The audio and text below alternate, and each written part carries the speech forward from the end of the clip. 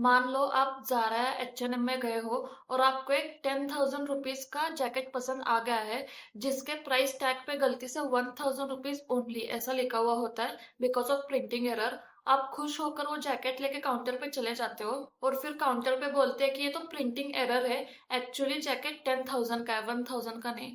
तो ये printing error कितने लेवल तक लीगल है वो आज इस वीडियो में हम समझ के लेके। Point number 1, the contract law, invitation to offer.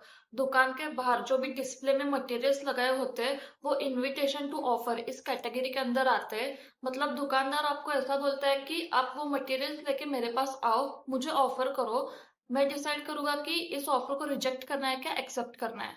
तो इस केस में दुकानदार के पास पावर होती है, वो आपका ऑफर एक्सेप्ट भी कर सकते हैं और रिजेक्ट भी कर सकते हैं। Point number 2, famous case law.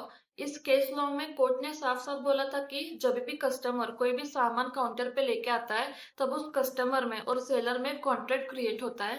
सिर्फ प्राइस टैग ये गलत है। इस रीजन की वजह से हम दुकानदार को नुकसान में सामान बेचने के लिए मजबूर नहीं कर सकते।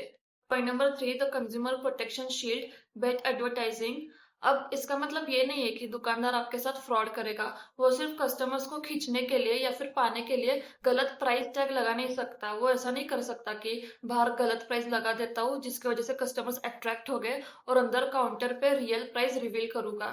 ये कंज्यूमर प्रोटेक्शन एक्ट के अंदर मिसलीडिंग एडवर्टाइजमेंट और बेट एडवर्टाइजमेंट ऐसा माना जाता है। Point number 4, action step. अगर अगली बार आपके साथ ऐसा हो तो सबसे पहले चेक करना कि वो सच में एक ह्यूमन एरर है या फिर एक जेन्युइन प्रिंटिंग मिस्टेक है। अगर वो सच में एक जेन्युइन एरर है तो आप कॉन्ट्रैक्ट लॉ के हिसाब से सेलर को मजबूर नहीं कर सकते प्रोडक्ट सेल करने के लिए।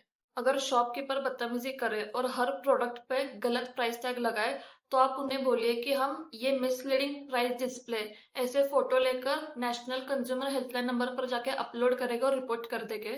तो इसके वजह से बड़े ब्रांड्स कस्टमर सेटिस्फेक्शन के लिए और अपने रेपुटेशन के लिए वो गलत प्राइस पे ही आपको प्रोडक्ट दे देते हैं।